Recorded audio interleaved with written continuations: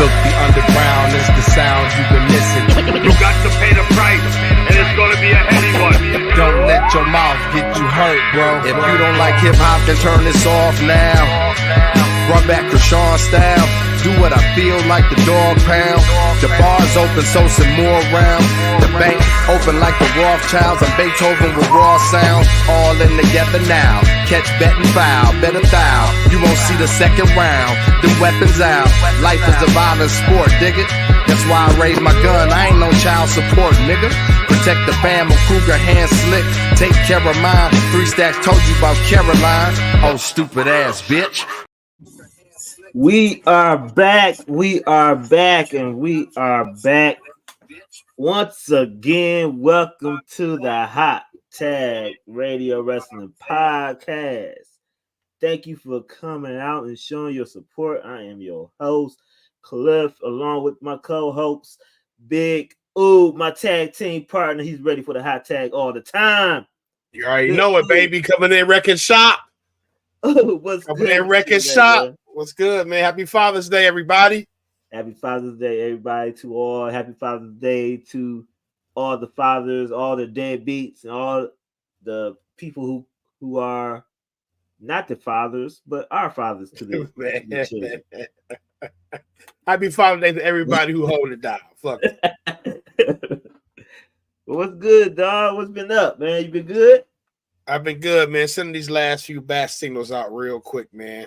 You know, saying so they can get this Father's Day over here with us. But I've been good, man. Enjoying my Father's Day weekend. My wife been taking care of me, feeding me, letting me relax, cleaning up behind me, and not nagging, and you know, got it good. Love you, babe.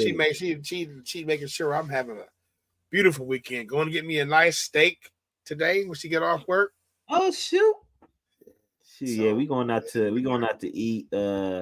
After this, after we finish this, around 12:30, up to Fifth Tavern and with her father. Okay. And mom and stuff. So you know, that's where I want. That's where I wanted to go, but I couldn't go because my wife had to work today. Yeah, them places like that, for especially if you want to go that early, you got to reserve your seats out there because they be packed during this time of every time Father's Day and Mother's Day, they be packed. Yeah, that brunch, boy, right? Brunch on there for that shit. That shit, right? Okay, especially when they cutting that prime rib up in the back. And look, Fifth Tavern was my secret spot a few years ago. That was ours. Remember, we was going for the happy hour for the nachos and the wings. Right. It was me and you up in that bitch. That was my secret spot, man. Now, everybody from Pontiac out there. Man, they got hip. Brunch be a bunch of young ass kids in there now. Right. That was me and Naima went a few weeks back. You know what I'm saying? I said, nobody know about Fifth Tavern, man. But man, that shit was so famous. Now the opponent now. That's still shit. Right. That shit's still good though. Hey man, what you think about these this whack ass NBA finals we watching, dog? We're not getting. Now we're about to have some competition coming back because you know who's emerging as NBA favorites, playoff contenders next year, San Antonio Spurs. But man, it be like. The Celtics, man, they just had the easiest road I've seen in a long time coming out the man. It's like I feel like they could have swept. They had the best squad though, man. They was gonna win regardless of they had the best squad. Porzingis was hurt though, but they had the best squad. They had the best squad, right? But every team they encountered had injuries. Yeah, you know, Cleveland was injured. Who else they played? Halliburton was injured. Tyrese Halliburton was injured. Yeah.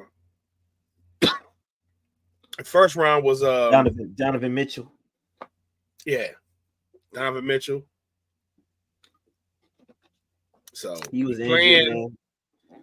But hey, they deserve it, man. The best team, and you know, doing it without one of your best players, and you know, it's about time they won that. It's about time they won it too.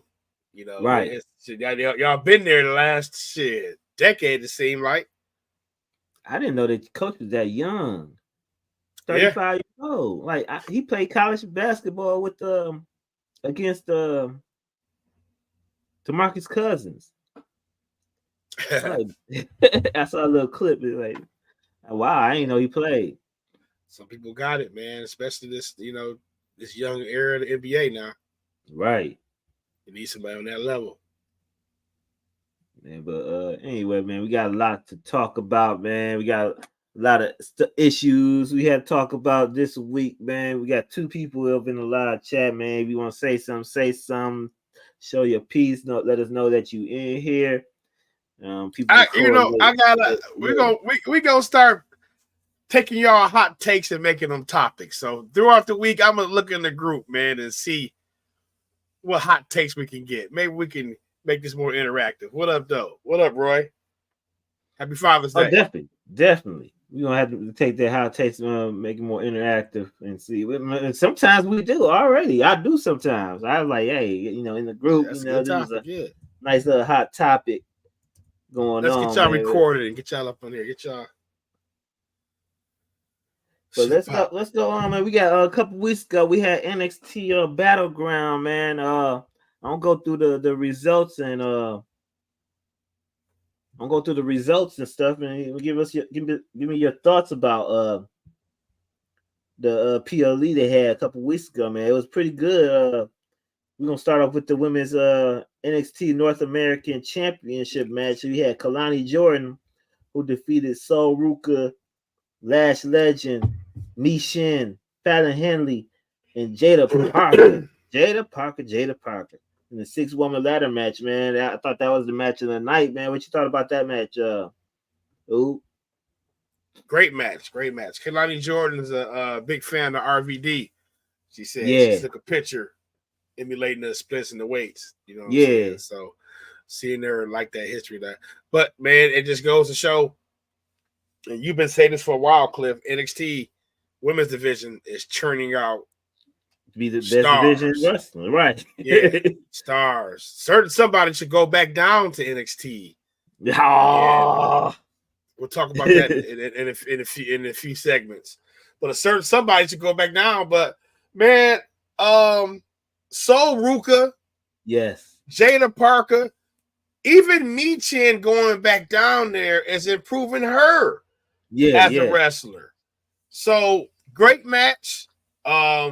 We just talked about offline about them needing a mid-card title, so they think you tested it out with this NXT, women's North American title. I think this is a great way to get the woman that's not set to be the world champ yet.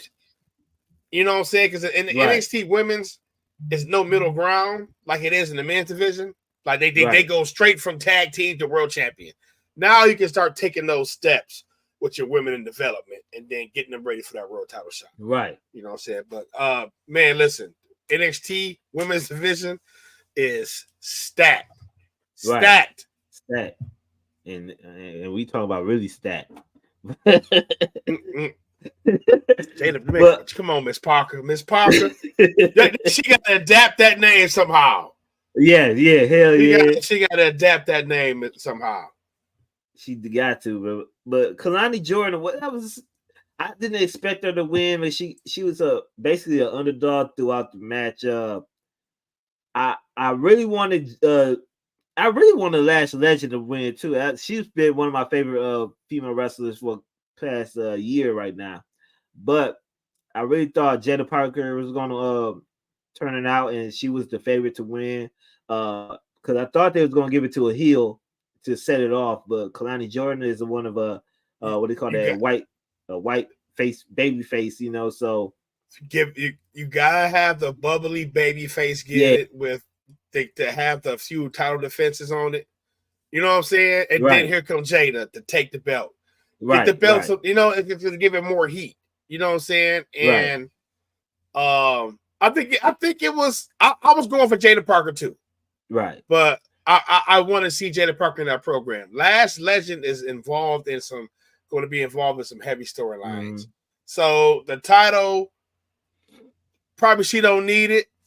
You know what I'm saying? I can see her being gone by next year anyway. Yeah. You know, I like Soul Ruka, man. She probably the best wrestler out the whole bunch, man. honestly, I was thinking Jada Parker or Sol Ruka. Yeah. I was honestly thinking Sol Ruka, to be real with you. Right.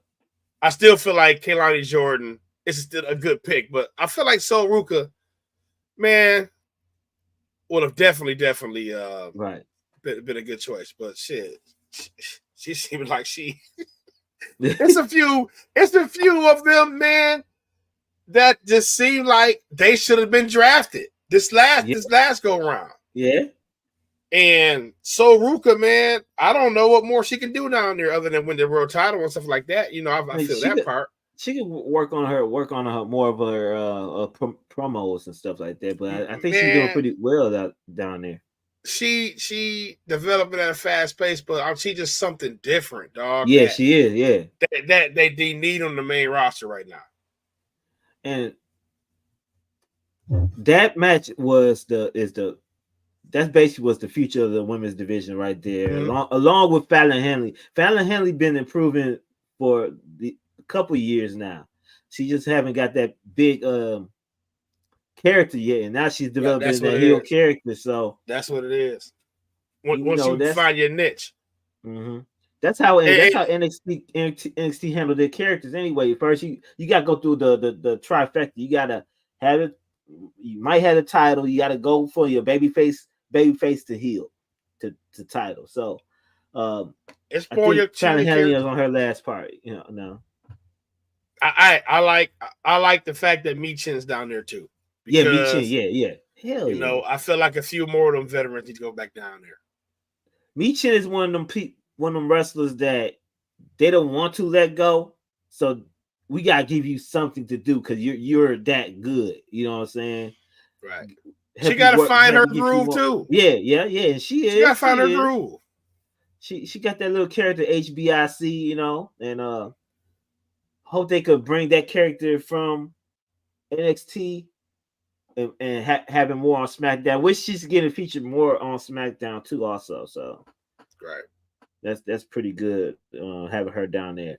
Now they could need to do that with the Good Brothers and get them featured more on it. I think with the little cameos they had yesterday with the tag team division down in Scotland, they had little cameos and stuff. They're gonna focus more on those tag teams now. So like pretty dead and stuff like that. So Cedric Alexander and they had a cameo.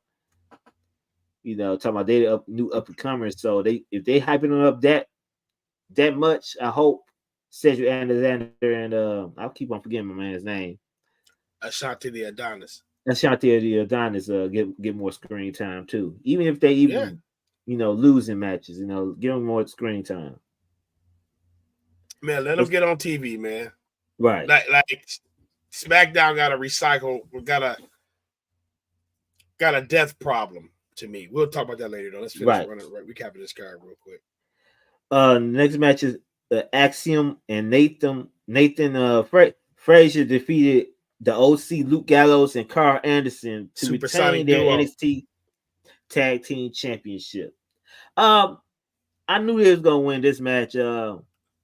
This is more of a test out match, give them something to do because there's no NXT tag teams really. So they got to give Axiom and Nathan to do something. They just threw the OC in there because there's really no developed tag teams down there. And they got to rebuild the division. They got some new people there, but they got to rebuild the division. They probably have to send Cedric and then Shanti Adonis down there. Right. You know what I'm saying? But yeah, they got to get more featured because I don't even see, like, I like the Supersonic duo. I don't even see them going to the main roster together or going to the main roster and being, you know what I'm saying? Not as a tag team. I don't see them going as a tag team. Yeah, so like it's really time to really get some true tag teams down there and get them into what they're going to be doing. They sent down which call them again? I don't know if gonna be down there for a while, or just for that? That was just for that week. What's the name? The catch, not the Clash Club.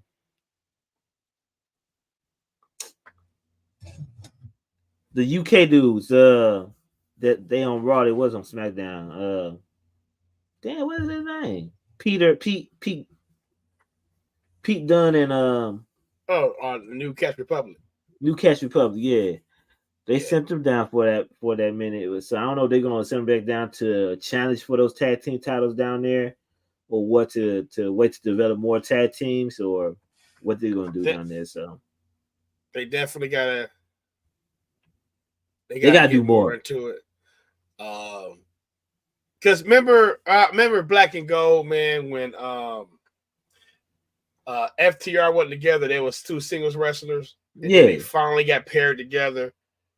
And you just got to stick with them and establish them as like a tag team. Right. Them dudes got together, they start wrestling old school, they built like a character niche. So NXT got, you got the women's division rolling. Right. You know what I'm saying? Mid card, upper card, rolling. You got Trick. You got to talk about them heels you had on Trick. Right. Talk about them high heels you had on, bro. Boy. So yeah, only thing you lacking right now, your tag division, man. You went from having one of the hottest to we got to rebuild that up. Yeah, rebuild it. And Shawn Michaels, I think they trying to. So I trust Shawn Michaels. So most definitely. Next match is Lola Vice defeated Shayna Baszler in the NXT Underground match. Decent. It was decent. It was. I see why they was laying their blows in a little soft, because you got two former UFC fighters in there in that realm, and they may throw live rounds, but they were throwing soft rounds onto each other, and it didn't look right on TV from some spots. It was pretty good, and NXT did the Raw Underground right. They've been doing that right for a few matches they have down there, and I think it's perfect for an NXT stipulation match or something like that. It's something different for NXT. They be testing it out down there and see if they can bring a main roster. Yeah, I don't think it's good for a main roster match though. Keep it down to NXT and have it different. They don't got nobody up in the main roster to handle that type of match or make it believable like that. They need a nice intimate crowd. I'm sorry. Right. They need a nice intimate crowd for that match. But Lola Vice is the future. Lola Vice is the future WWE NXT champion in my eyes. She been having it all ever since she debuted, man. And she got the charisma. She could talk on the mic. She could wrestle. She's just getting it fast, man. And that's another minority wrestler that's standing out. So what you think about Lola Vice? She's one of the future. She is probably, I'd say, out of this next year coming up, it's going to be Lola Vice. It's going to be Sol Ruka. And Jada's not leaving just yet. Jada's going to be, but Lola Vice is one of the top 2 or 3 people that's going to leave next year. Right. You know what I'm saying? So, as we said earlier in the show, NXT Women's Division is stacked.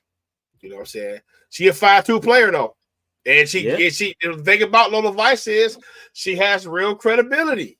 You know what I'm saying? She comes from MMA, knocking people. So she has real credibility. She just, you know what I'm saying? She just has. This is what they wanted Ronda to be. Right. You know what I'm saying? Shayna Baszler is that too.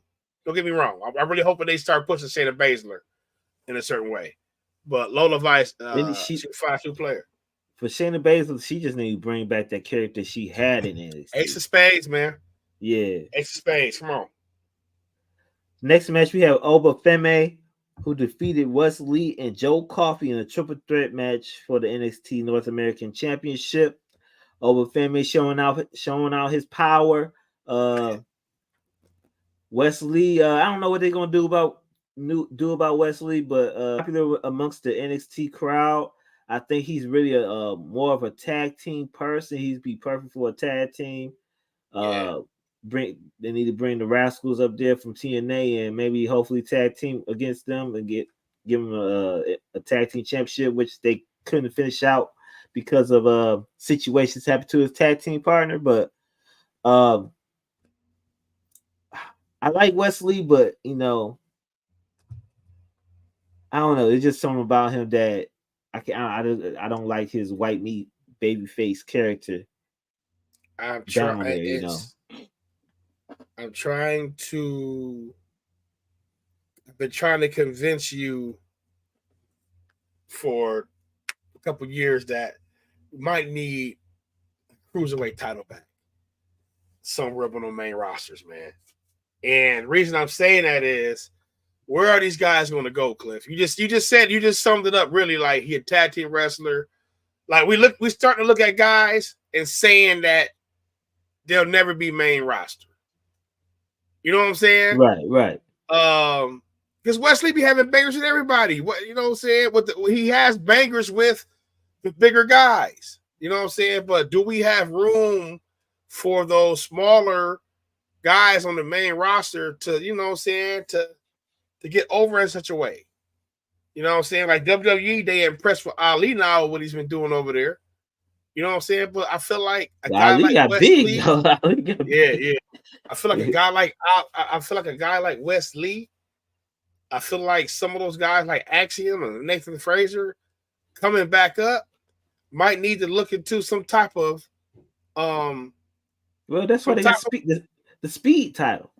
Man, that's a Twitter exclusive, man, that Elon paid $1 billion for. You know what I'm saying? And you know what I'm saying? So I don't know, man. But you just summed it up. We like guys like Wesley, man. Where are they going to go from there? Everybody loves the underdog story. Everybody loves the underdog story, man. Ain't nobody pull that off like Rey Mysterio. He was really truly in Atlanta Giants. Right, definitely. You know what I'm saying? In the heavyweight division, he was really truly in the land of giants, wrestling in the heavyweight division, dog. He definitely. I don't think they want. Can we pull that off again, Wesley? I just feel like. I think that's why they keeping him in North American title division, because it is unified with the cruiserweight, and he was the former North American champion, but him going for that North American title right now, it seemed null and void, and I don't see him going for the World Championship or the NXT World Championship or going up in Raw or SmackDown. If he going to SmackDown, he's not going to be he's not going to be a main player. That's what I'm saying. That's what I'm saying. How do we get him up in there? Yeah. Then if we get a cruiserweight title, man, people gonna say they got too many titles. People are already saying WWE has too many titles now. No, I think AEW got too many. WWE is at the perfect level of titles, because you have 2 world titles, 2 mid-card titles, and 2 tag team titles, and then you got 2 women's titles. You could go with the mid-card women's title or probably a cruiserweight title. It makes sense for the roster if it makes sense for the roster. Yeah, it definitely makes sense for the women's, you know what I'm saying? Because mid-carder. You got the Netflix deal coming. You know what I'm saying? You already see they're starting to allow more shit. They didn't bleak out fuck you, the fuck you chance yesterday. I'm so glad they didn't. They getting more and more risque. They got blood now, so it's gonna be a little different thing. So maybe we see some changes, man, and we can see. We got 3 new networks coming. CW, this and that, and SmackDown. Next, we have Roxanne Perez, who defeated Jordan Grace to retain their NXT Women's Championship. I thought it was a great match. Roxanne Perez showed out a lot in this match. I thought it was her best match so far in NXT. Wrong woman won that match. I feel like Jordan Grace should have won that one. Yeah, I thought Jordan Grace was gonna win that match too. I wanted her to win that match because I wanted to see the NXT title on the TNA TV, but I thought it was going that route. But you know, you may see that sometime soon. You may see it vice versa. You had you could have had Jordan Grace win the NXT championship. I mean the NXT title, and then her surprise guest who was Paxton? Tatum Paxton. Yeah, she was. She went to TNA and fought her for the TNA title. Yeah, you could have had Roxanne Perez come and win Jordan Grace title. Yeah.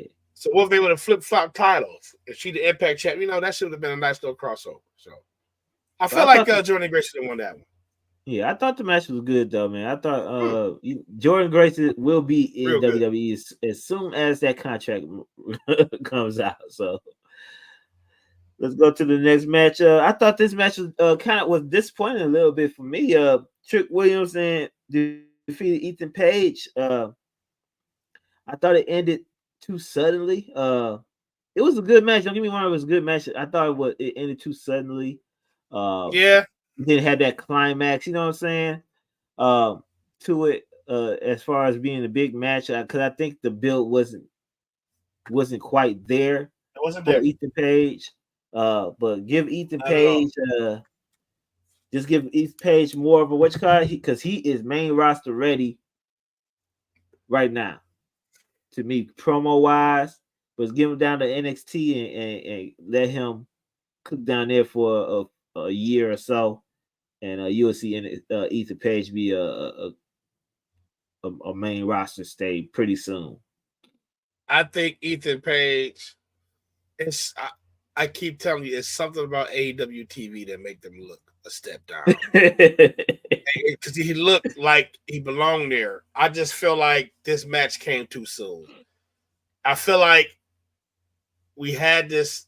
We should have had. We had the Swerve in the Roll show. Well, we didn't know what was going on with Swerve and Cody. Well, shit, Trick didn't have nothing going on either. That's the problem with wrestling nowadays, man. Once the babyface gets that title, man, you don't have anything for them. Right. Now they get random opponents. Now it just feels random. Dude popped up, boom, got a title match, his first match in there. I don't know if that was a good booking decision. Maybe would have had somebody else challenge Trick, and then he could interfere, try to cost Trick the title. Right. But I feel like him jumping, getting to that spot like that, man, was a little too rushed. But he looks way better on AEW, on NXT TV than he did on AEW TV. He's getting a chance to cook, man. And that's one thing with NXT, you gonna get your chance to cook in the promos, regardless if you're good or not. Because that last Wednesday with Kalani Jordan, when she came out for with that title and she did a promo, she need work. So get her out there and get them out there. Ethan Page, you are great on the mic. You just need time to work on work on his character down there, the new character down there, and you'll see him probably win the NXT championship at the end of the year. Then the following year, you may see him on SmackDown or Raw. He's not gonna be there for a minute. He's not gonna be there for a while. So I already know. I can tell you that right now. Yeah. Let's go on to the next topic, man. We've been seeing these vignettes for a few months now, man. The Wyatt Six, man. Are they worth the wait right now? Are you tired of seeing these vignettes, these little QR codes, and some they are rumored to be re-debuting on Monday Night Raw? I haven't saw none of the QR codes. Have you saw any of the QR codes? I haven't. I've been seeing little pictures on I've been seeing pictures on TV. I've been seeing. I think it's good that they taking their time. Yeah. I'm just confused as to why I'm hearing they going to Raw. And I know we got the Bloodline story on SmackDown, and we don't want to take away from that and the Raw. But I feel like they would probably do better on SmackDown, man. I feel like SmackDown has a depth problem, Cliff. And the YS6, Bo Dallas can talk, man. Yeah. Bo Dallas can talk. So I am glad that he's allowed to carry it on with post Bray. Mm-hmm. And I got the rumor, it's supposed to be Bo Dallas, Eric Rowan, Dexter Lumis, Nikki Cross, and Joe Gacy. And I like the Dexter Lumis. I wonder how come they put Homegirl back instead of Nikki Cross. Who's that? Alexa Bliss. Yeah. This is that was only 5 people are named. Oh, okay. Oh, that was Eric Roman, Dexter Lumis, Nikki Cross, Joe Gacy. So it might be Nikki Cross and Alexa Bliss. Dexter Lumis and Joe Gacy are perfect. They may be a perfect tag team together. Also, perfect. If they bring back the Joe Gacy character from NXT, not his last character before when he first came in there, the kind of he was kind of a cultist character, kind of a crazy. Bring that character along with Joe Lumis. Oh man, you got a good tag team right there. Perfect fit for Lumis. I don't want him to be like supernatural.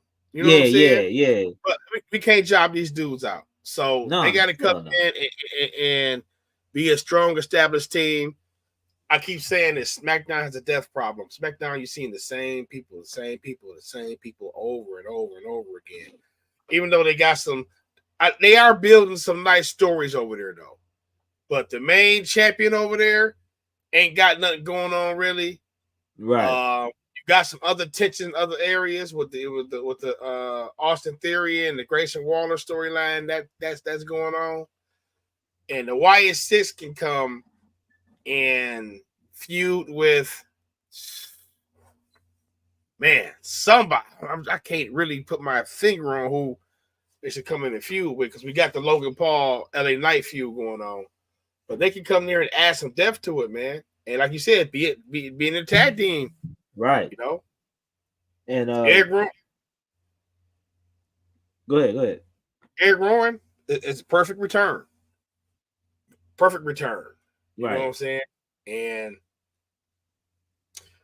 Dexter Lumis, this is a perfect situation for him. We ain't seen him in fucking a year. Yeah. And Alexa Bliss coming back, that's a crazy ass return, man. That's a crazy ass return for her. And Nikki Cross if she come back, because we haven't saw Nikki Cross almost a year and a half, almost 2 years. So yeah, but Alexa Bliss is world champion. Alexa Bliss is world champion though. I'm talking about Alexa Bliss was gone for 2 years. Nikki Cross was world champion. Was she the superhero? Yeah. She was. Well, I'm saying you know the magnitude of the return. Okay, Nikki Cross coming back. Oh, that's dope. But Alexa Bliss coming back, bro. Huge. That's what I'm on. That's a huge return, bro. Yeah. I get what you're saying. With all the people that you got out on SmackDown, like you need it. Like we gonna get into it, and y'all gonna see what I'm talking about when we talk about the clash at the castle. Of all around just needed stars on SmackDown with men, women, and so that's why I feel like they should be on SmackDown. Going to Raw, y'all stacked. Man, y'all got the top 2 draft picks. Y'all got my bad, Cole, I want to cut you off. Go ahead. But y'all got an equivalent of the number 1 and number 2 pick in the draft, bro. That's producing. Y'all got Grant Hill and Jason Kidd, bro. and Braun Breaker, and and Elijah Dragunov.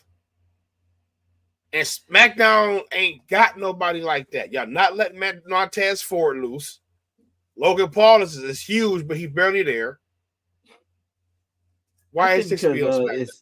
I think they put him on there because they're trying to fill up that 3-hour spot. You know what I'm saying? You missing CM Punk and Seth Rollins and Rhea Ripley. You know, that's 3 hours right there. Right. Yeah. No. And Becky. And Becky. Come on, man.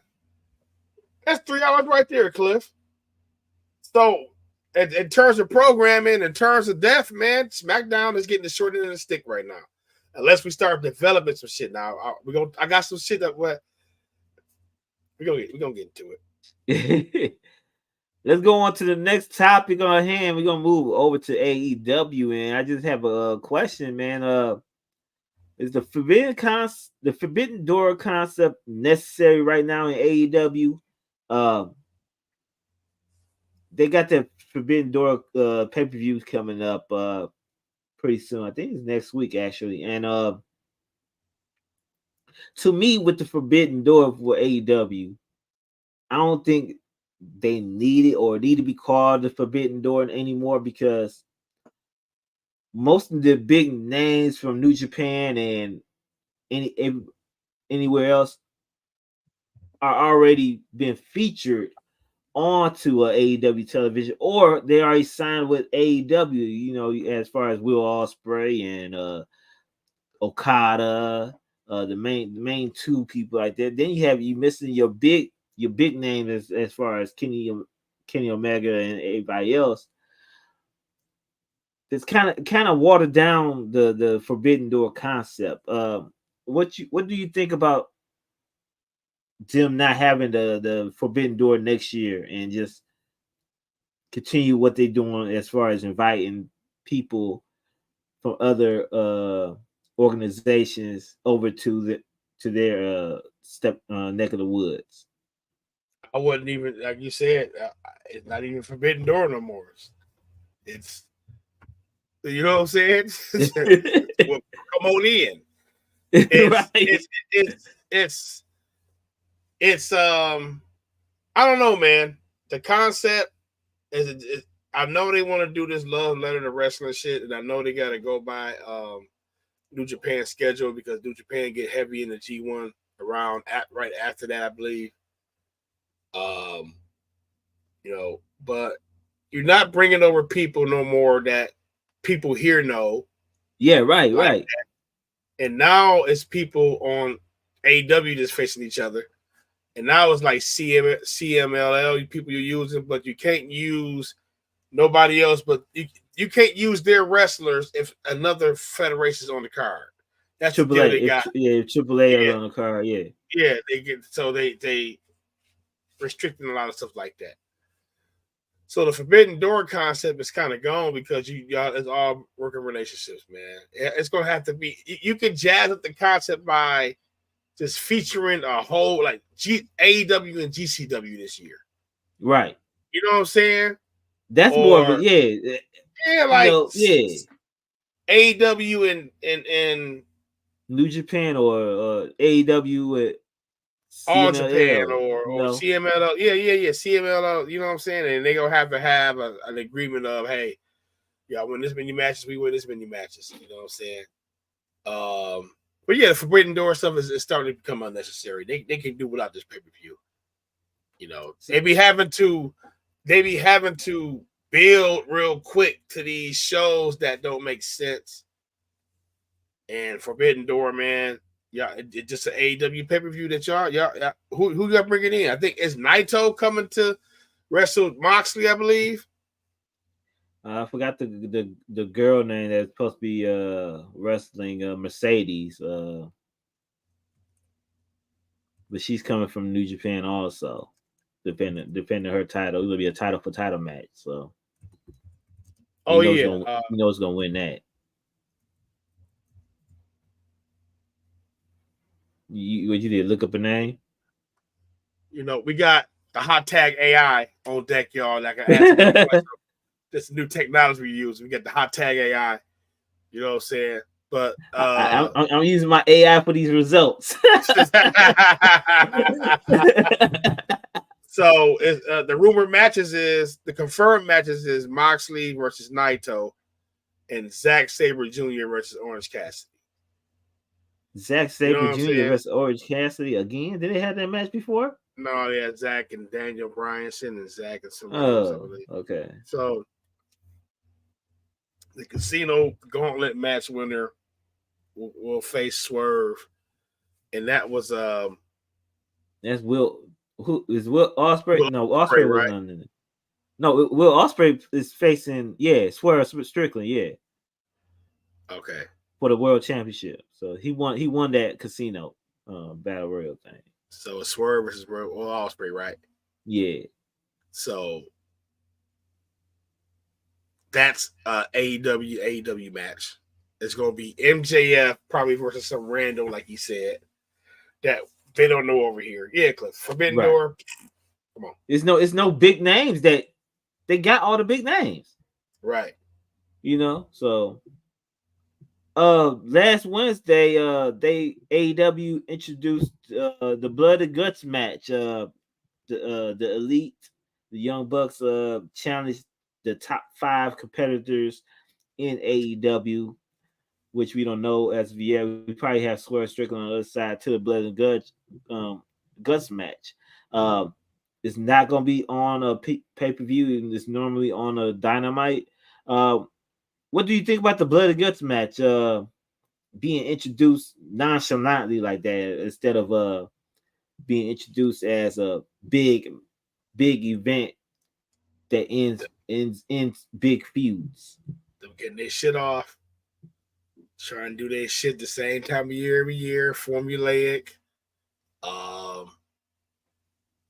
And we just had Anarchy in the Arena. We just had a Blood and Guts match last pay-per-view.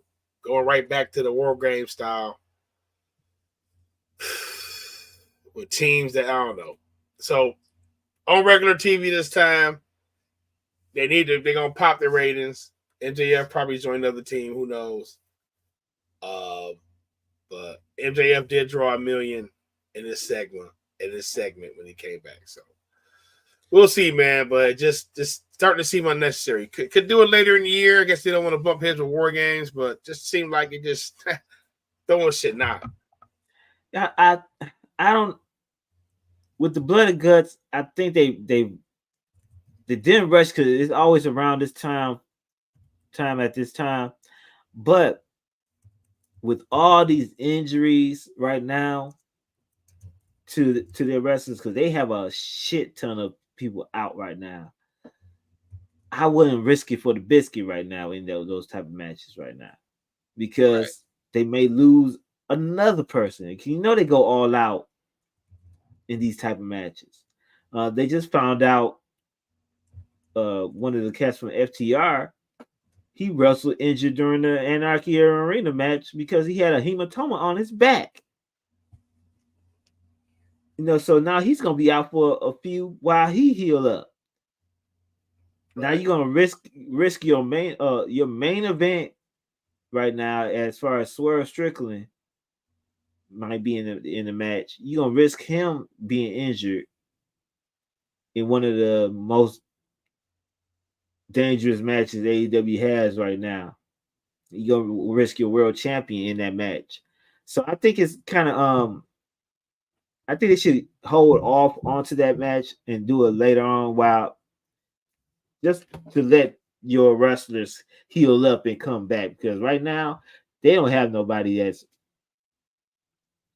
that's main event worthy to get into that match. It's probably rumored the Acclaim may come in there with Billy Gunn, you know. So y'all done killed their momentum. Yeah, they killed them. Y'all had them the hottest shit smoking, and y'all done killed that shit. So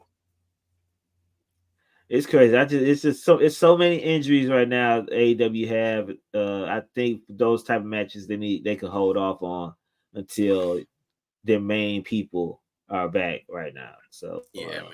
Start focusing on the other people in the roster. Get people healthy. You got Wembley coming up again. You know what I'm saying? Like you said, every time you do these matches, somebody do get hurt. You just learned. You just lost this top star to a stunt last pay-per-view with Adam. Come on, man. right. Dial it in. Dial it in. So let's go back to WWE a couple weeks ago. Ricochet was rumored to give his 2-week notice to WWE, and he said he's not signing back with the organization right now, and he wants to spread his wings and fly away somewhere else, most likely. What do you think about Ricochet leaving? What's that had the impact? What's the impact for him leaving, or will he take Samantha Irvin with him? What you think about Ricochet Trying to jump leaving? ship? If it works for certain people, if he sees himself as a world champion, bro, you can't get us to believe you on the mic yet. So people do get frustrated with their position, how they're treated. He has every right to be frustrated with how he was treated, man. But I think he was treated fairly good.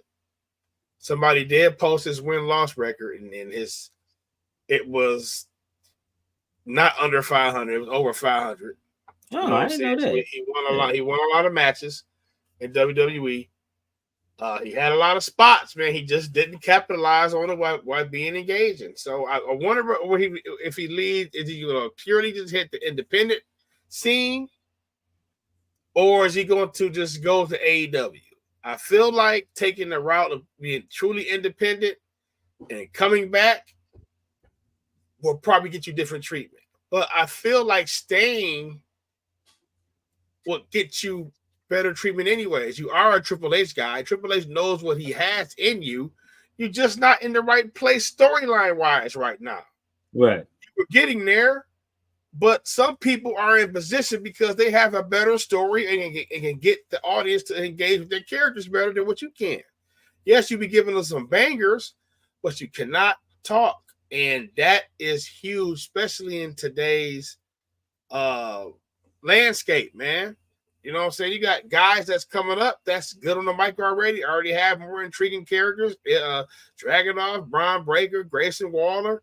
These young guys that are already coming up have the mouthpiece. You know what I'm saying? And that's something you got to have. We connect more with Samantha Irvin because we've seen her on an emotional level get emotional, sound emotional, cry. You know what I'm saying? And we connected with that. We ain't doing that with Ricochet. He can't. Even when he got mad, he was still sounding like he read from a script.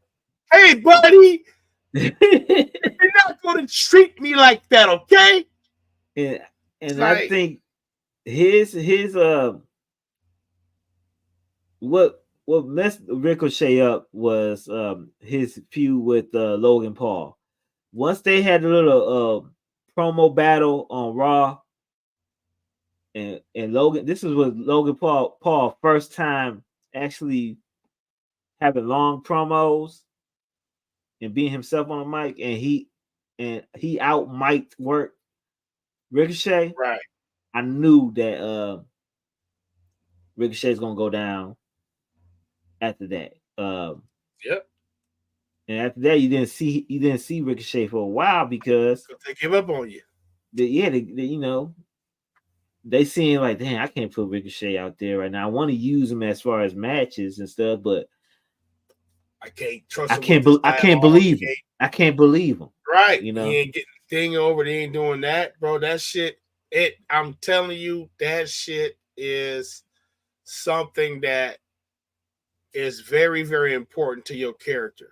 Right. Like back growing up, watching wrestling, the guys that couldn't get you to engage with their character, they still was big or intimidating, and they had a mouthpiece with them.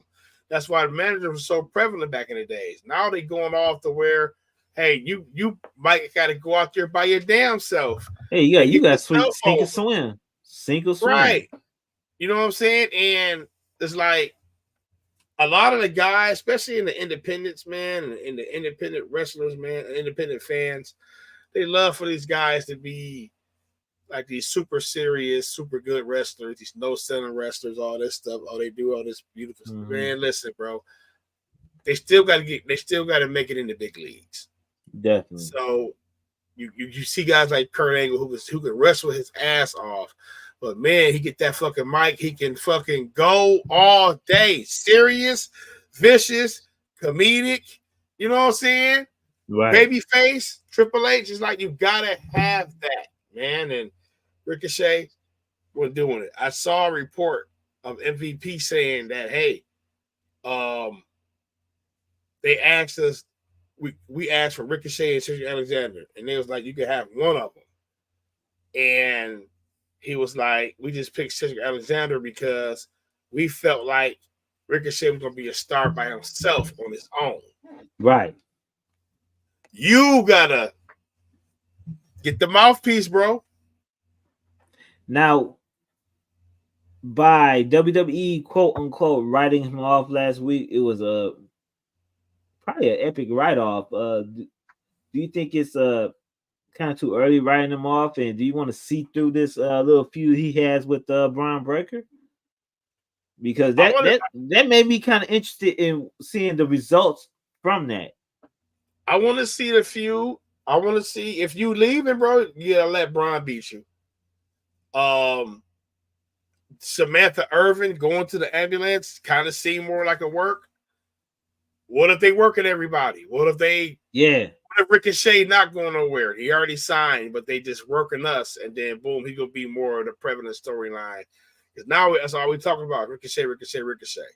So now when he comes back on TV, he has an automatic boost and all more heat because we thought he was leaving. You know what I'm saying? But he's here. You know, and he can be in that. I still don't. He's still in the IC title picture shit. you know. It ain't the world title picture yet. You can work your way up there, bro, if you can get us to connect with you. Yeah. And that's all you have to do, because look at Gunther. Gunther, I want to say he's the most charismatic person on the mic, but guess what? We believe him. That's his character, though, Cliff. Yeah, I know, but we still believe him when he talks, though. Exactly. He's convincing. Right. It's like when I'm saying it's his character, I'm saying like it's in terms of like, hey, I'm not about to talk like no other sports entertainer because I don't believe in sports entertainment.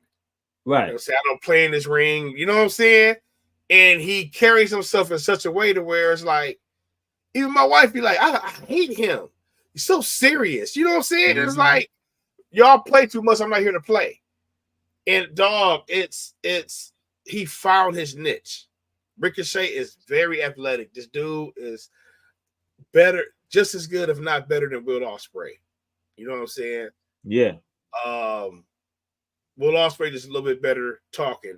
His voice don't, like you said, his voice don't fit his face. But Ricochet just sound like he just not confident, man. You know, definitely not. Let's go on to the final topic of the day. It's the clash of the, I want to say champion, but Clash in the Castle review. I thought the show was top notch, man. Really, man. The crowd was hyped as usual when they go out the country. They was located in Glasgow, Scotland, and it was a pretty good pay-per-view.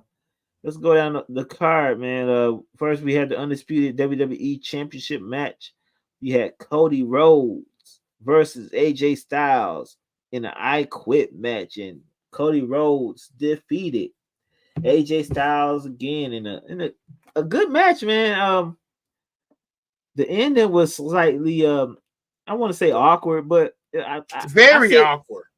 I thought it was kind of realistic, because what the fuck you gonna do? You handcuffed to the side corner and you a nigga throwing a steals chairs at your head. You know what I'm saying? What you Yeah, gonna do? What you gonna do? You already got beat up just with beat it. the I wanted more blood. chair. AJ should have had AJ more was blood. bleeding.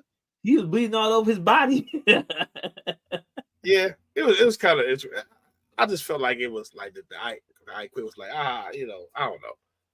I thought it was Great I match thought though. the ending was believable. I thought it was believable as far as the ending was, but Cody showed some color in that match. Yeah, he going with more blood now. It's pretty good, man. AJ Styles, and so I think he's underrated, man. He's just a great. That's why they call him phenomenal. Right. He's just great. But Cody Rhodes, man, another.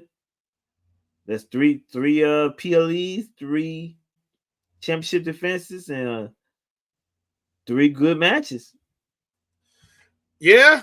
Can't. Cody need a story now. Cody got to start on the story up now.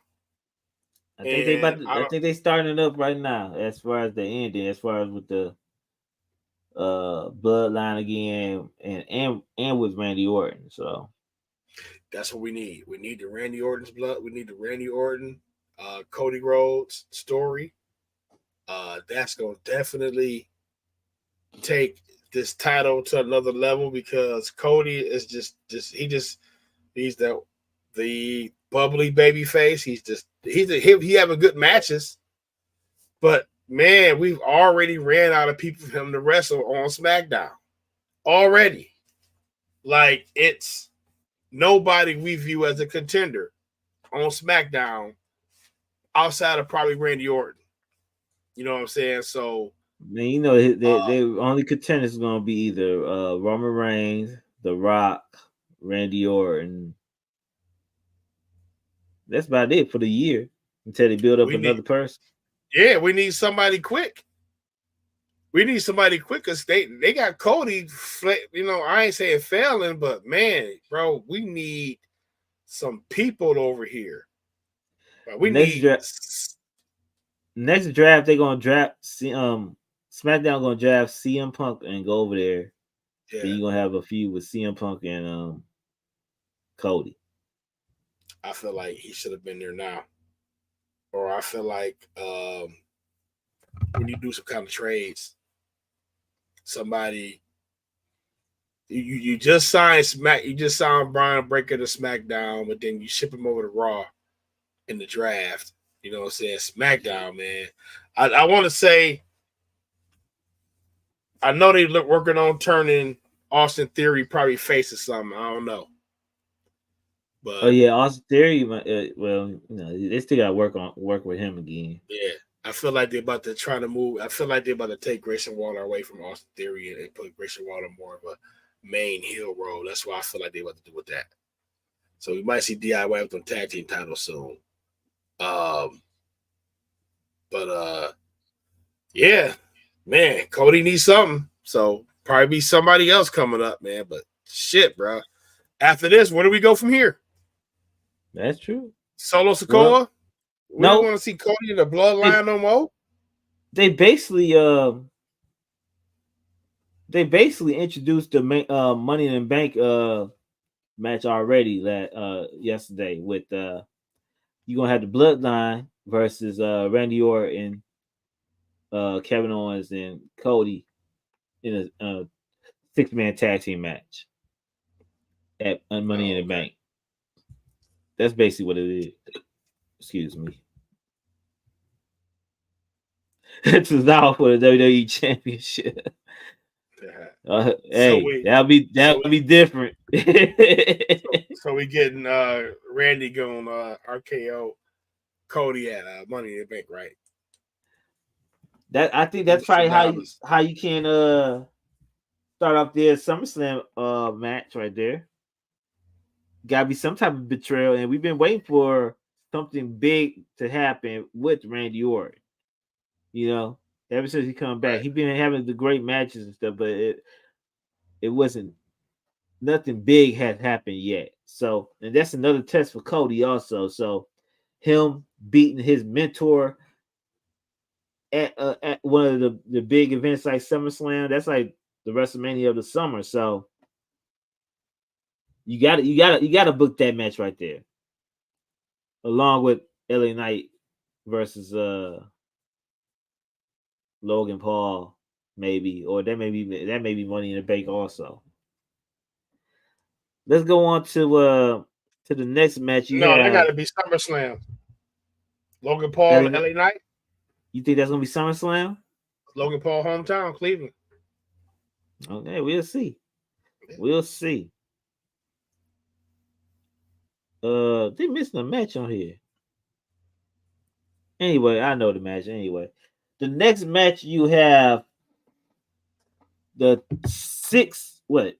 triple threat tag team match. You have Bianca Belair Bianca Belair, Jade Cargill defending their titles against Zoe Stark and what's homegirl name? Shayna Baszler. Shayna Baszler and the Unholy Union, Isla Dawn and Alba Fire. Alba Fire, yeah. They ain't had the match thing on their name on here. To me, I thought the match was okay, good. What? Go ahead. Oh no, Cliff, you about to start going here caping, man. I think we overreacted on the botches a little bit. Every time, y'all. No, listen up. All right. I think people overreacted on the top rope botch or whatsoever. The top rope botch, that's one of the hardest spots in the match that anybody can fuck up on. And we saw it again with Damian Priest. That top rope spot was the most highlighted botch of the day from Jade Cargill. After she did that botch, everybody's oh, she's not ready. Anybody can fuck up on that. Now I can't say nothing about that missed kick she botched that. Okay. That was a botch. And that tap out, I really think was doing giving her a receipt or whatever. Yeah. I thought she was getting choked for real, like nigga. She was. Let loose a little bit. So I think we overreacted right there. Everybody got a point with that missed kick. She missed the kick. She missed it. But how many super kicks we missed? How many we missed? But we cannot blame her for that top rope botch because I hear the ropes was really slippery and sweaty, and we saw it again with Damian Priest that proved the point. So we gotta forgive her about that, but we can't forgive her about that kick. The kick, it was sometimes her looking aloof in the match. Her not being in the right spot, in the right position at certain times. She just looked real green yesterday, man. I know it's a lot to remember when you got two different teams. You know what I'm saying? You're dealing with you got 6 people. 6 people, yeah. You know what I'm saying? So she definitely looked real rough yesterday, Cliff. Looked real green. I'm giving the Cody and AJ's match an A. I'm giving this a D. The match, it was just I can't give no D. A D plus. Hell no. I thought it was better than that. No, I gave it a C. Even the finish, when she was late for the finisher, you know what I'm saying? Off the missed kick. That's the kick you talking about, right? Yeah, I believe so. Yeah. Missed the boot until they finished her. So Bianca did her part, and she grabbed her part up late, and then old girl did the German suplex on her. You know what I'm saying? Like even all that whole sequence, that 45 seconds, just she was looking aloof, late to the party, and just looked real green, bro. And this is the reason I thought it was a botched ending, bro. I swear to God, I did. No, I didn't think it was a botched ending, but I think this is the reason why they taking her out they lost the tag team. I think they want to take them out and split them out and do their singles run because it's easier for her to fight single matches instead of being in these 6 people tag team matches because too many voices in the ring and too many things to go through with these tag team matches. Let her go around with singles now, with good workers across from her that she can perform in. Let her have her do her hit, which she's getting better at doing, and she's getting better at selling. Also, let her perform her hits. And she wasn't selling good yesterday. She was outside of the ring for 20 minutes.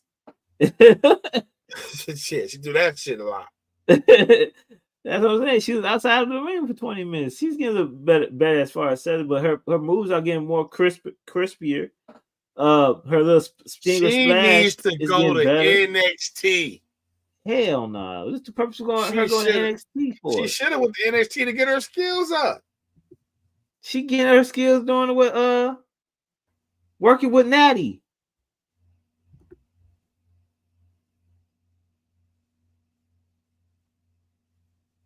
She working with Natty every week in the dungeon. Well, Natty ain't Natty ain't nattying. She need to start nattying then. Shit. I don't know. This is a bad outing. She was looking promising, looking good, and I ain't trying to say, oh, she's trash. But this particular match, she didn't look good. I saw worse from people. I saw worse. Yeah, so, but we ain't focusing on them like we focusing on Jade Cargill. Right, exactly. So I don't know. I think we gotta give Jade Cargill a pass, especially on that top rope. And you can't pass on that kick she missed. She just missed it. But I saw her miss super kicks before, so and you definitely gotta give her a pass on that little tap out shit, because I think she I think she thought that shit was real for a second. Like, oh, we're not in the octagon right now. Right. Hey, they should use that as a way for them to complain. Right. Somehow way. I feel like they about to go heel. I hope they go heel. Give her something different. Yeah. Let's go on to the next match. Our next match with the WWE Women's it wasn't that. It was it don't matter. The Intercontinental Championship match. Yeah. Sami Zayn versus Chad Gable. This match was very storyline driven, and I love storyline driven matches because you never know where a character is going. We really thought, oh, this is going to finally turn on Chad Gable, and they just want to carry this story out longer. I wanted Gable to win, man. I was kind of upset Gable didn't win. Sami Zayn won the match. But what is your thoughts about Sami Zayn winning and retaining his IC championship? I think it was the right move. It was the right move because you are going to introduce some new key characters to the storyline with the Creed brothers, more than possibly joining Chad Gable, which makes absolutely the best, you know what I'm saying, the most sense in right, the world right now. And that elevates the Creed brothers in the tag team division. So this being like a team angle type thing with Gable, being that new IC villain, but him not winning it here tonight, you can really sell that them turning on Otis and turning on Maxine and getting them out of there, bringing in Ivy now and the Creed brothers. You know what I'm saying? Right. And turning them heel and making them somebody. Gable gives them the rub they need. They already have the ability. They just need the rub and the personalities. Gable is going to interject the personality into it. Otis now will be a big ass face. Raw got a big face. You know what I'm saying? Another, you know what I'm saying? And him, Gable turning on on Otis, man, is going to be huge for the Heat. So getting out of here with the title for Sami Zayn was dope. Giving him a few defenses, helping him further the storyline. But he's ultimately going to lose it. Gable's probably going to weasel it one more time at Money in the Bank somehow, some way. But I think they turned this Monday on Otis.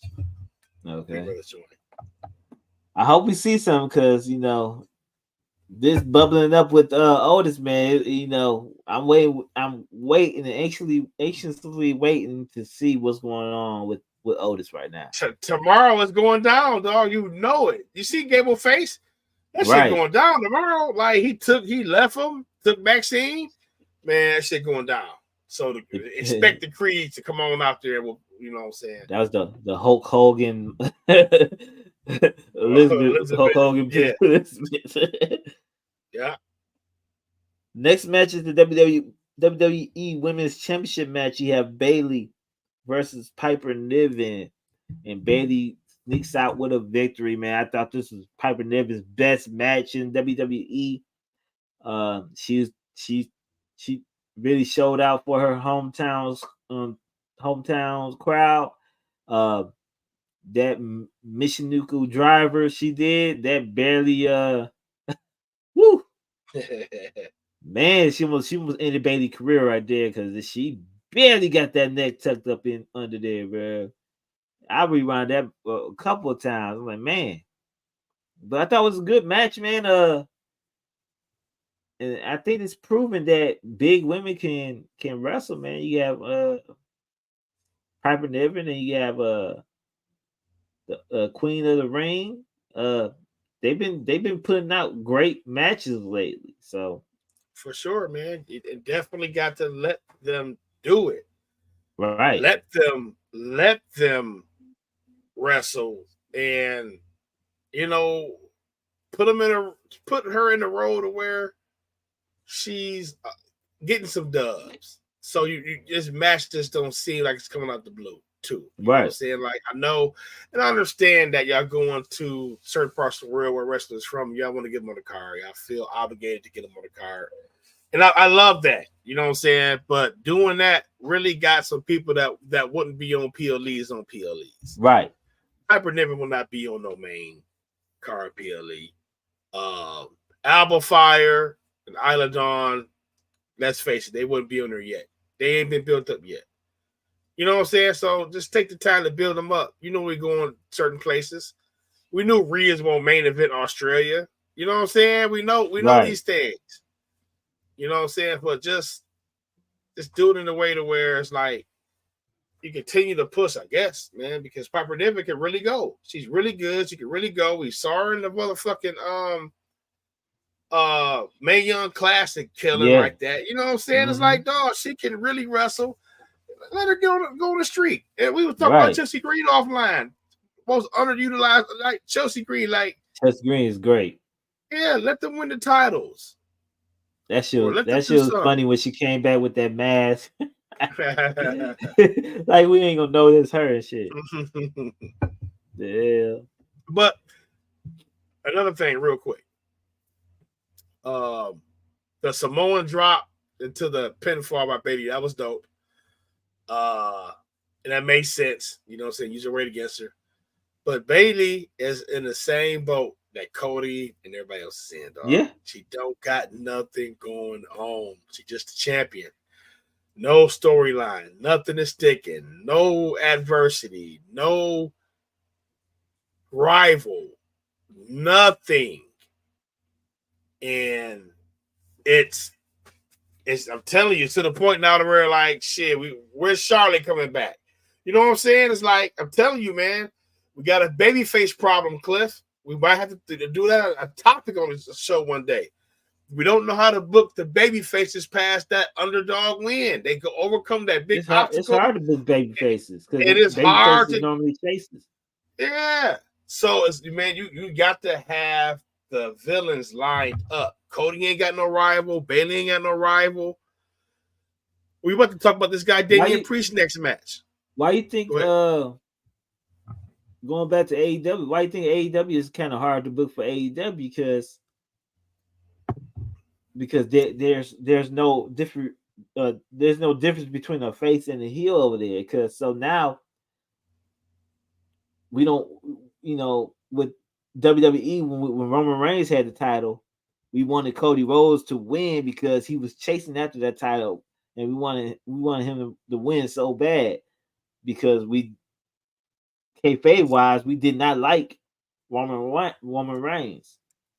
With in AEW on the AEW side, their crowd or most everybody likes everybody, so it's kind of hard, even harder to book for AEW because there's it's no we're not anxious for a person to beat somebody over there. You know what I'm saying? We was anxious for Cody to beat Roman. Uh, even with Damian Priest, he's not portrayed as being more of a heel or face. You know what I'm saying? So if he heal it up a little bit more, we'll be more anxious wise for him to lose that title against any face over there on Raw. You know what I'm saying? Yeah, we be looking at it like they conflicted. They conflicted. They don't. Right, right. It's like, hey man, just make this interesting enough to where it's like, all right, we don't want to move on from because like right that's where I'm at with a few of these champions. Like, all right, who next? Or get a belt to this nigga. You know what I'm saying? Get a belt to this person.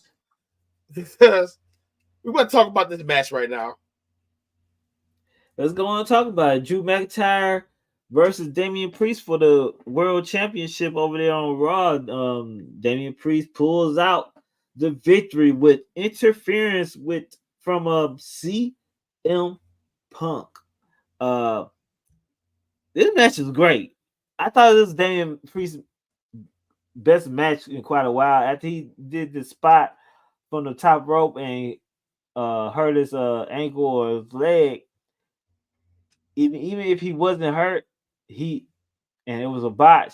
He kept up with the I'm hurt and sold that leg throughout the match.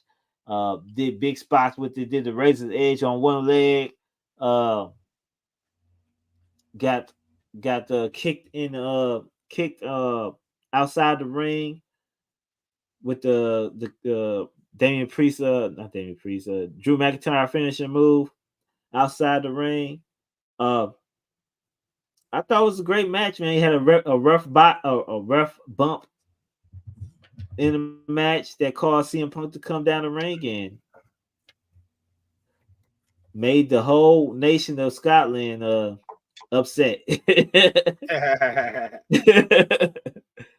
What's your thoughts about Drew McIntyre losing in his home country once again? Lost again, second time in a row, second year in a row.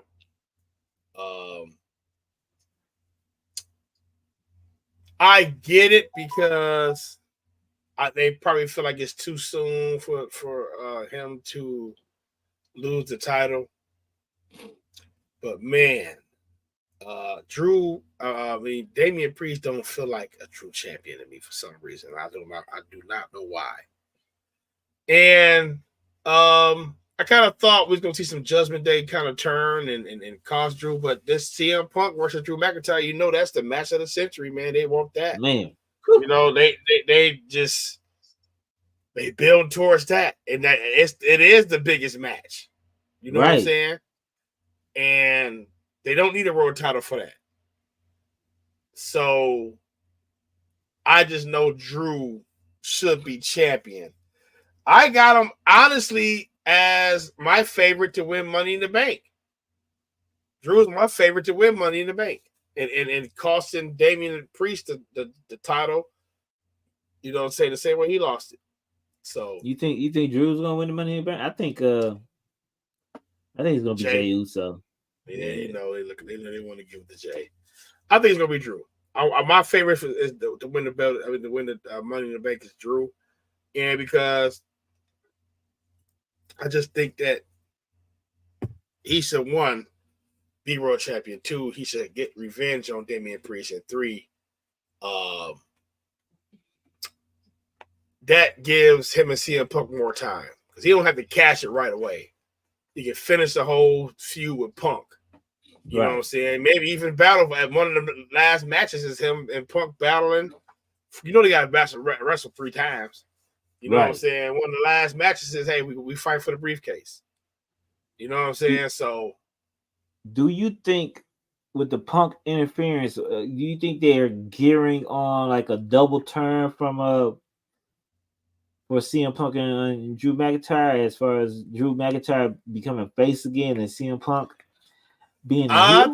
I think that was only in Scotland, bro. There's no way they was gonna boo Drew McIntyre over in Scotland. It was actually someone cheering CM Punk too still. Yes, CM Punk fans in there, but I think the dynamic gonna be the same. We get back over here. Drew McIntyre gonna be the heel, and CM Punk's gonna be a face. The match, Damian Priest can wrestle his ass off. The match was good. Damian Priest can wrestle, man. He got good move sets, doing hurricanranas and shit. He do, like, bro can wrestle. But right now, I feel like they need to wrap up something with the Judgment Day, and I feel like his second reign will be a lot better. Oh yeah, it definitely will. Now. It definitely will. I mean, I think everybody's second reign is going to be better. It's a different attitude they have. With the Punk, do you think it's going? Or you already said Drew McIntyre is going to be in Money in the Bank, so you think the Drew and Punk has to be in SummerSlam, right? I'm thinking it has to be. It gotta be. That's one of the biggest matches of the year. I think it has to be SummerSlam, Logan Paul, LA Knight, Drew. No, because we got Gunther versus Damian Priest at SummerSlam. Yeah, Drew and CM Punk, Cody Rhodes, possibly Randy Orton. You know what I'm saying?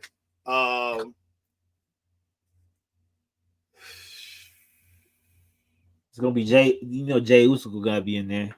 It's gonna be an 8-match card in SummerSlam, probably. Yeah, Jay Uso. We'll see how it pan out. You know what I'm saying? But I definitely can see it at SummerSlam. It have to be. It's one of the biggest matches of the year. It got to be a trilogy. I don't know if they can hold it out until next year WrestleMania. I don't know I don't know when they say Punk coming back, if he's gonna be ready by SummerSlam. Because Drew got to start. He said during the press conference that he's going to Chicago to get his to get retested and possibly being cleared by next week. So, okay. Well, Drew got to start costing CM Punk some shit. Maybe Money in the Bank. Right. We'll see, man. So, what's your overall view of Clash in the Castle? I'm giving it a solid B. WWE, the out of country PLEs. I want to see them bolster the show a little bit more. Yeah, the shows be good. This one was decent, solid. You know what I'm saying? I know we got to get the hometown people on the show, but let's do them on the pre-shows. You know what I'm saying? Hey, let's do a 2-match pre-show. Get them out here in front of their crowd. You know what I'm saying? Let's not like just overly accelerate anybody just for the sake of storyline and their home country and stuff like that, because the B-level pay-per-view is starting to be real B-level. You know what I'm saying? Like you talking about this B-level pay-per-view? Yeah. I thought it was more than it. It's a B-level pay-per-view. It's a B-level pay-per-view, but I thought it was kind of great. It was a B plus. It's not a B plus, but a B to me.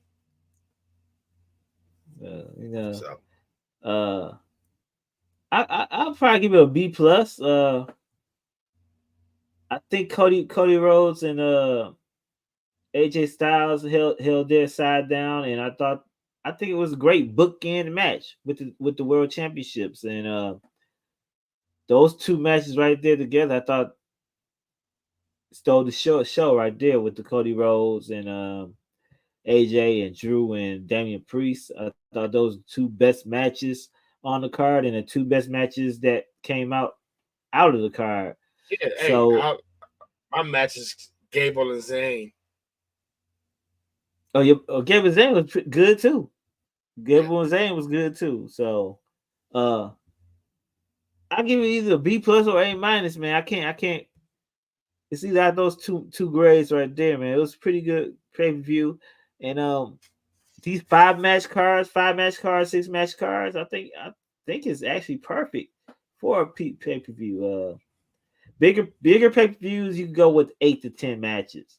With the B level pay-per-views, like I said, I think they're pretty good with 5 or 6 matches. Do you prefer a smaller roster with a few less events or a large roster with several events? I like the large roster with several events, man, but mix it up. You gotta mix it up. Large roster is always good. AEW has one of the biggest rosters, probably the biggest roster out there. But with AEW, they just don't know how to. They don't know how to mix it up or don't know how to create storylines for their characters to create that popularity or that hate for that character on AEW. You always featuring the same people. WWE know how to has a layout on how they're going to introduce a character to you. And right now, since Triple H has taken over, he's developing a roster that possibly can main event WrestleManias in the future. You know what I'm saying? So look what they're doing with Braun Breaker right now. You know, so got anything to say about that? Ooh. No, I prefer the bigger, larger, several events. I prefer the WWE style of pay-per-view every month. You know what I'm saying? Split shows. But I like this new format of 5 get in, get out, 5 good matches, but I feel like a lot of stuff is left off. You know, I feel like they force a lot of people sometimes on the shows.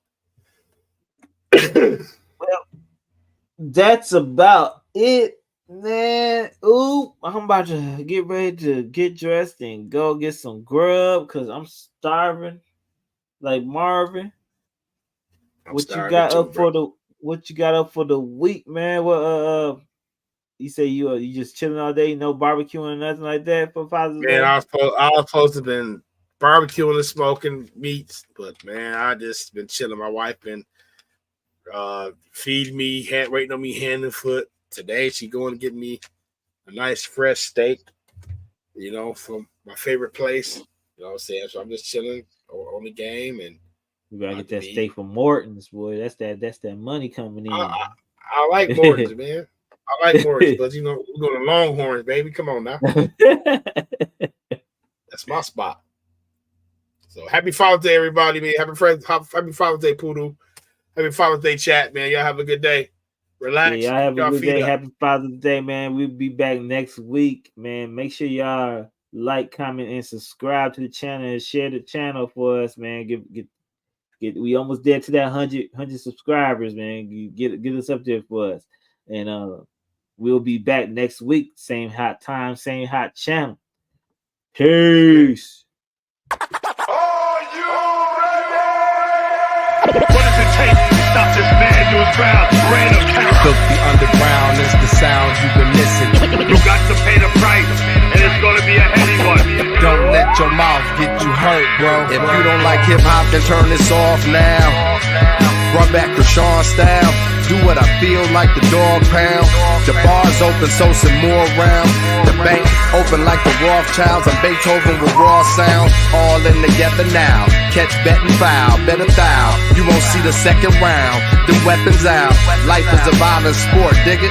That's why I raise my gun. I ain't no child support, nigga. Protect the fam, Kruger, hand slick. Take care of mine. 3 stacks told you about Caroline.